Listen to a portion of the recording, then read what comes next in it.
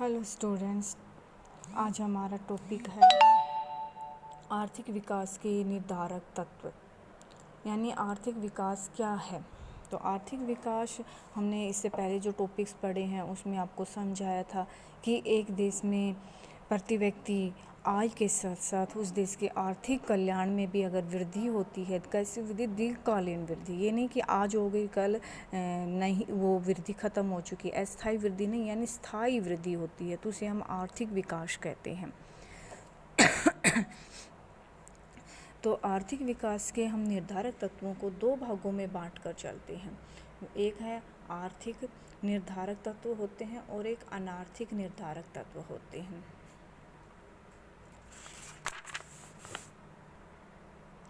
आर्थिक विकास या समृद्धि के आर्थिक निर्धारक तत्व कौन कौन से हैं। तो पहला तत्व है हमारा प्राकृतिक साधन। अब ये प्राकृतिक साधन क्या है, जैसे कि अगर हम अमेरिका की बात करते हैं तो अमेरिका में तो बहुत ज़्यादा प्राकृतिक साधन है। वो एक रिच है प्राकृतिक साधनों में और वो एक रिच कंट्रीज भी है, यानी कि डेवलप्ड इकोनॉमी है। लेकिन ये बात पूर्णतः सच नहीं है। पूर्णतः सच इसलिए नहीं क्योंकि भारत भी प्राकृतिक साधनों में एक रिच कंट्री है। रिच का मतलब यहाँ पर भी प्राकृतिक साधनों की कमी नहीं है। जैसे पानी है, पानी भारत में कमी नहीं है, लेकिन पीने की पानी की कमी है। बिजली नहीं है, हाइड्रो इलेक्ट्रिसिटी भी नहीं है इतनी ज़्यादा, हमें थर्मल इलेक्ट्रिसिटी पर ज़्यादा निर्भर रहना पड़ रहा है। तो हम यहाँ बात देख रहे हैं तो प्राकृतिक साधन एक महत्वपूर्ण तत्व है एक देश के विकास के लिए। लेकिन अगर हम जापान का उदाहरण उठा रहे हैं और भारत का उदाहरण उठा रहे हैं तो यहाँ कंट्रोवर्सी मिलती है। जापान में कोई प्राकृतिक साधन नहीं है लेकिन वो एक रिच कंट्री है। उसकी वजह क्या है? तो प्राकृतिक साधन एक अच्छा आर्थिक निर्धारक तत्व है। ये अमेरिका के ऊपर या रूस जैसे देशों पर तो ये बात सही लागू होती है, लेकिन अगर हम भारत और जापान की बात करते हैं तो यहाँ पर ये बात लागू नहीं हो रही है। तो आंशिक रूप से ही सही प्राकृतिक साधन आर्थिक विकास का एक महत्वपूर्ण निर्धारक तत्व है। Okay, clear. दूसरा पॉइंट है हमारा मानवीय साधन। तो अभी हम बात कर रहे थे कि अमेरिका में प्राकृतिक साधन प्रचुर मात्रा में, इसलिए वो एक रिच कंट्री है। लेकिन भारत में भी तो है, लेकिन भारत तो नहीं है। इसी तरह से जापान की हमने बात करी, जापान में तो प्राकृतिक साधनों का अभाव है लेकिन रिच है। तो उसकी वजह क्या है? उसकी वजह यही है जो हमने अभी आपको बताई, मानवीय साधन।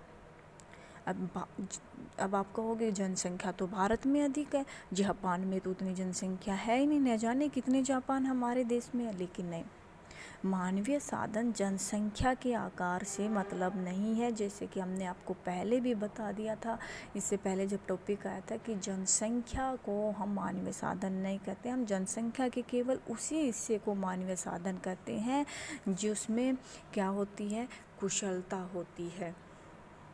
जो ये 3 पॉइंट हमने आपको दिखाए थे कि मानव पूंजी में क्या है, कौशल निर्माण है, कुशल उद्यमी संगठन है, भौतिक श्रम, यानी कि वही मानव हम पूंजी के अंतर्गत लेते हैं जो कुशल है, जिसमें ज्ञान है, जिसमें हुनर है किसी कार्य को करने को, और एक अच्छा स्वस्थ व्यक्ति है जिसमें परिश्रम और वो शिक्षित है, उसी को ही हम मानव पूंजी कहते हैं। तो जापान है वो इसलिए रिच है क्योंकि उसमें मानव पूंजी अधिक है, और भारत इसलिए पुअर है क्योंकि भारत में मानव पूंजी की कमी, जनसंख्या अधिक है, मानव पूंजी कम है। तो इसलिए भारत की अगर हम बात करते हैं तो भारत में मानव पूंजी कमी है। ठीक है, तो मानव पूंजी इतना महत्वपूर्ण तत्व है, यानी मानव पूंजी ही प्राकृतिक साधनों का प्रयोग करती है। प्राकृतिक साधन मानव का प्रयोग नहीं करते हैं, मानव प्राकृतिक साधनों का प्रयोग करती है और उनका विकास करती है। इसलिए मानव पूंजी ज़्यादा इम्पोर्टेंट होती है। तो ये बहुत ही महत्वपूर्ण साधन है मानवीय पूंजी, और ये बहुत ही इम्पोर्टेंट होता है। मैंने कई बार आपको समझा लिया, मानव पूंजी या मानव साधन किसी भी नाम से ये आपके एग्जाम्स में आ सकता है। तीसरा पॉइंट है हमारा भौतिक पूंजीगत साधन। भौतिक पूंजीगत साधन ये भौतिक पूंजीगत साधन यानी उस देश में कितनी मशीनें हैं, कितना उत्पादन है, पूंजी का कैसा प्रयोग है, गहन है या विस्तारण है, तो ये सब डिपेंड करते हैं। तो भारत जैसे देशों में पूंजी की कमी है, इसलिए हमारे यहाँ पूंजी निर्माण में कमी पाई जाती है, जिसका ये फार्मूला भी यहाँ दिखाया गया है। ये क्या दिखा रहा है, डेल्टा वाई अपॉन वाई यानी विकास की दर। ये हैरेड एंड डोमर का मॉडल है, जिसके द्वारा ये बात ली गई, जिसमें दिखाया गया कि विकास की दर पूंजी की एक निश्चित दर पर निर्भर करती है, यानी डेल्टा के अपॉन के, तो इस पर निर्भर करती है। तो भारत जैसे देशों में पूंजी निर्माण की कमी है, इसलिए हम अपने एक उचित विकास दर को प्राप्त नहीं कर पा रहे हैं। नेक्स्ट पॉइंट है हमारा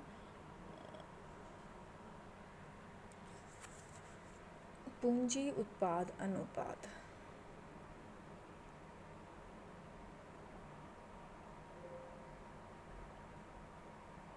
पूंजी उत्पाद अनुपात, कैपिटल आउटपुट रेशियो। ये कैपिटल आउटपुट रेशियो भी मैंने आपको कई बार बता दी, बहुत इंपॉर्टेंट क्वेश्चन है। कैपिटल आउटपुट का मतलब क्या होता है कि एक इकाई उत्पादित करने के लिए हमें कितनी पूंजी की ज़रूरत पड़ती है, जो अभी अभी हम पढ़ रहे थे भौतिक पूंजी के अंतर्गत कि हमारे पास पूंजी निर्माण की कमी।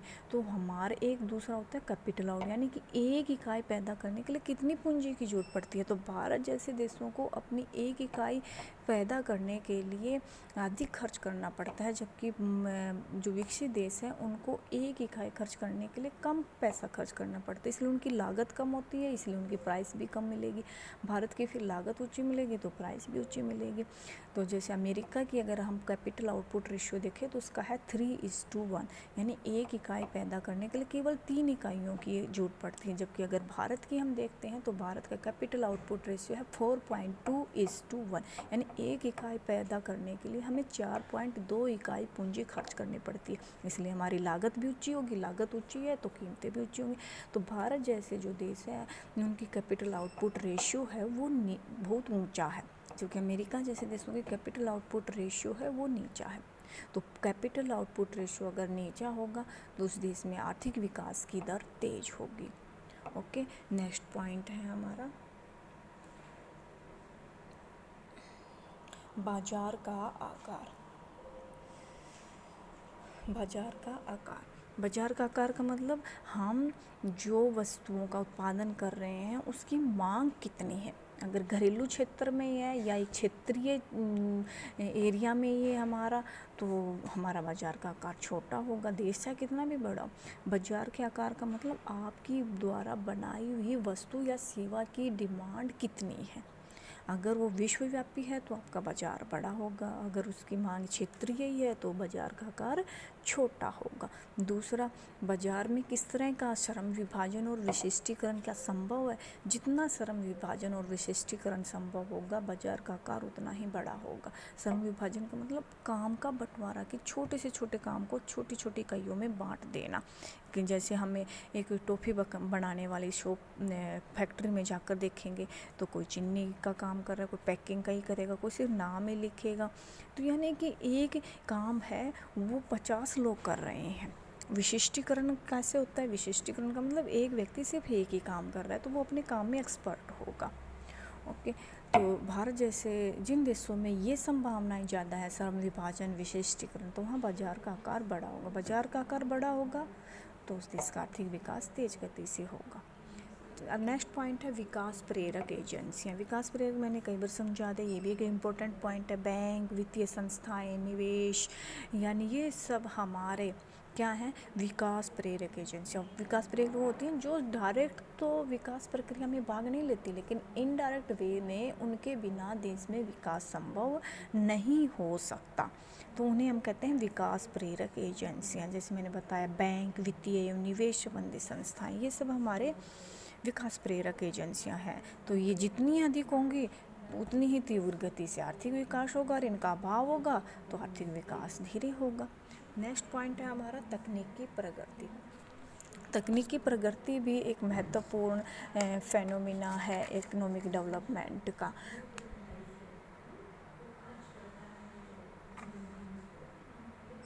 जैसे डायग्राम हमने दिखाया है, इस डायग्राम के द्वारा ये दिखाया गया है, नीचे कैपिटल गुड्स है, ऊपर कंज्यूमर गुड्स है। अगर हमारे पास जो ए बी जो कर्व है, ये क्या है, पॉसिबिलिटी कर्व है, प्रोडक्शन पॉसिबिलिटी कर्व है, कि जिसमें संभावना ये दर्शाई गई कि देश में जो भी साधन है उनके द्वारा कैपिटल गुड्स ओ बी होंगी और कंज्यूमर गुड्स क्या होंगी, ओ ए होंगी। लेकिन अगर टेक्नोलॉजिकल हमारे पास प्रोग्रेस होती है या नई टेक्नोलॉजी आती है या इन्वेंट होती है, तो हमारे उतने ही साधनों से जो थे उतने ही साधनों से हमारा पॉसिबिलिटी जो कर्व है, प्रोडक्शन पॉसिबिलिटी का PPC, जो फर्स्ट ईयर में हमने आपको समझाया था, वो हमारा AB से क्या हो जाएगा, CD हो जाएगा, जैसा कि दिखाया गया है एरो के द्वारा। तो यानी हम पहले से अधिक कंज्यूमर गुड्स और पहले से अधिक पूंजीगत वस्तुओं का उत्पादन करने में सक्षम हो जाएंगे। ये सिर्फ किससे संभव हुआ, टेक्नोलॉजिकल प्रोग्रेस से। ओके, नेक्स्ट पॉइंट है हमारा विकासात्मक नियोजन। तो विकासात्मक नियोजन, अगर एक देश अपने आर्थिक विकास को अपनाने के लिए विकासात्मक, जैसे भारत ने भी 5 वर्षीय योजनाओं का मार्ग अपनाया था, रूस ने भी 4 वर्षीय योजनाओं का एक मार्ग अपनाया था, तो भारत ने रूस से ही प्रेरणा लेकर अपने देश में 5 वर्षीय योजनाओं का मार्ग अपनाया था। तो वो कैसा विकास था, नियोजन, यानी प्लानिंग बनाकर कि इस साल, इन 5 सालों में हम इतना खर्च करेंगे, ये चीज़ों का उत्पादन करेंगे, इन चीज़ों के उत्पादन को बढ़ाएं, एक विकासात्मक नियोजन किया गया था। हालांकि भारत में 8वीं पंचवर्षीय योजना ही सबसे सफल योजना रही है, हम और योजनाओं में अपने लक्ष्य से पीछे ही रहे हैं, फिर भी हम कह सकते हैं कि भारत ने उन विकासात्मक नियोजन के द्वारा अपने आर्थिक विकास को मजबूत तो किया ही है और अन्य अविकसित देशों की तुलना में। तो विकासात्मक नियोजन भी एक महत्वपूर्ण तत्व है ये आर्थिक विकास का। अगला पॉइंट है व्यावसायिक संरचना। व्यावसायिक संरचना क्या होती है, ऑक्यूपेशनल स्ट्रक्चर क्या होता है। एक देश में ऑक्यूपेशनल यानी अगर उस देश की जनसंख्या कृषि कार्यों में अधिक है और द्वितीयक और तृतीयक कार्यों में कम लगी हुई है, तो उस देश में आर्थिक विकास धीरे होगा। जैसे भारत की लगभग 50% जनसंख्या कृषि में लगी हुई है, इसलिए तो हम इसे कृषि प्रधान देश कहते हैं। लेकिन द्वितीयक और तृतीयक क्षेत्र में हमारी जनसंख्या बहुत थोड़ी लगी हुई है, तो इसीलिए भारत कैसा देश है, अविकसित, आर्थिक विकास धीमा है। जबकि अमेरिका की और इन देशों की बात करें तो यहाँ पर केवल 2% जनसंख्या ही कृषि कार्यों में लगी हुई है, बाकी जनसंख्या द्वितीयक यानी निर्माण क्षेत्र में या तृतीयक यानी सेवा क्षेत्र में लगी हुई है।